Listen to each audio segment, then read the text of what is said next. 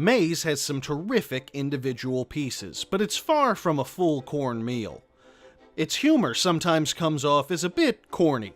If the individual notes could be brought together, this game could make beautiful hominy. Am I doing this right? Fuck it, let's start over. I love a good indie game that can make me laugh and make me think, and this is the right time period in which to live for experiences like that. From the bizarre existentialism of the Stanley Parable to the cruel drudgery of Papers, Please, indie developers have taken full reign of creating games about literally anything that they want. And Finish Line Games has continued that proud tradition with their 2016 title, Maize. Meant to be a comedy adventure along the point-and-click lines of classics like Maniac Mansion, there's a lot that works with Maize. Sadly, there's a lot that doesn't. Maize is a game about sentient corn, and I'm not even kidding at all. As a nameless, voiceless protagonist, it is your job to make your way through an abandoned, top-secret government lab in the middle of a massive cornfield, collecting appropriate items, avoiding nuclear meltdowns, and reading post-it notes in order to solve the mysteries of the bizarre, starchy world around you. It's a silly game, and I don't say that as an insult in the slightest. At first, the collect-and-use nature of the game's exploration put me in the mind of classic Sierra and Lucasarts games. You pick up a top hat. What's the top hat for? Damned if I know, but it's definitely going to be necessary to move the plot forward. The problem with a comparison like that is Maize's lack of difficulty. Rather than force you to really ponder how an object could work in a given situation, Maize will literally leave a blue outline of the usable item in its proper place, effectively spoon-feeding the answer to you. This is disappointing due to the fact that each item's description generally offers a funny or interesting clue as to how it might be used. I think I would have had more fun discerning the amusing, snarky explanation of the game's description rather than have it laid out for me. With literal blue lines pointing out exactly how tab A fits into slot B, there's actually no reason to read the flavor text of each item, which is a shame. It's genuinely funny. This is all in conjunction with walls of orange boxes that cut off access to various areas of the world, sometimes areas that you've had access to in the past.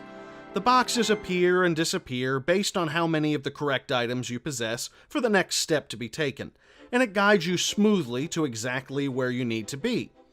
Unlike classic adventure games, you don't spend a lot of time retracing your steps or trying different combinations of objects. You don't even need a map to navigate, which is good because Maize provides no map. This is either maddeningly condescending or mercifully straightforward, depending on the sort of adventure game you prefer. But the problem with taking away the vast majority of the challenge is that the game has to rely on its humor and story to keep you focused and engaged, and both can be a little lukewarm at times. I'm gonna clarify here that Maize is definitely a funny game overall. It kept, at very least, a bemused grin on my face throughout the entire 4-hour playthrough. It's just that the focus Maize requires to go from a funny game to a hilarious game, it just isn't there. The humor bounces between dopey goofiness and self-referential postmodernist commentary.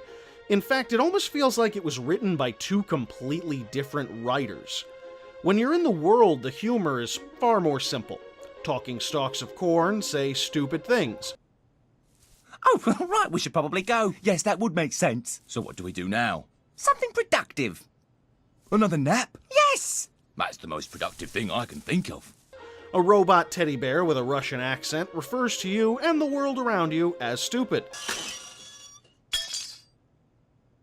Well done, idiot. Breaking it will help. Stupid. And the post-it notes between the two absent scientists who used to run the government lab remind you that one of them was very stupid.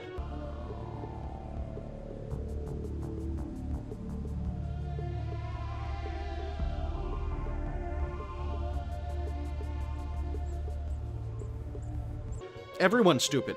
Everything's stupid. Everyone's an idiot. Fine. It just didn't do much for me. On the other hand, objects that you pick up throughout your adventure have descriptions and flavor text that are incredibly funny. This text isn't limited to the objects that you can actively use, by the way. There are 75 folio items that you can find that exist entirely to tell you the story of the laboratory. Do you have several named rocks in your inventory of any other game you're playing? Nope, I don't think you do. Why it exists, why they were developing intelligent corn, and why it all went wrong. This is where the funniest moments of Maize come from, and it's odd, because as I said before, it feels like it was written by an entirely different person than whoever wrote the dialogue. The disconnect is odd, and perhaps disconnection is the point, in a vague way.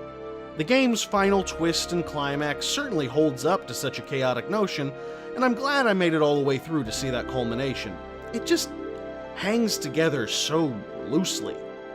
Another thing that hops up and down are Maize's visuals. The moment-to-moment graphics are a muddy PlayStation 2 era quality. There were more than a few moments that I was genuinely glad that usable items were highlighted in white, as their pixelation made them sometimes hard to distinguish from the background. On the other hand, the cutscenes tended to be very well made, all things considered.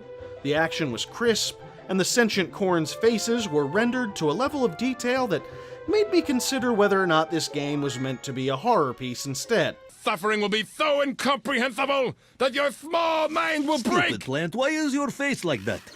But what is that? Your stupid face is very bad. Dumb plant. Is that on purpose? Shut up, you mean furry stupid! How dare you! Seriously, those fucking things freaked me out. With its uneven laughs and simple gameplay, Maize was never going to top anyone's favorite games of 2016 list, but I have to admit that I enjoyed my time playing it.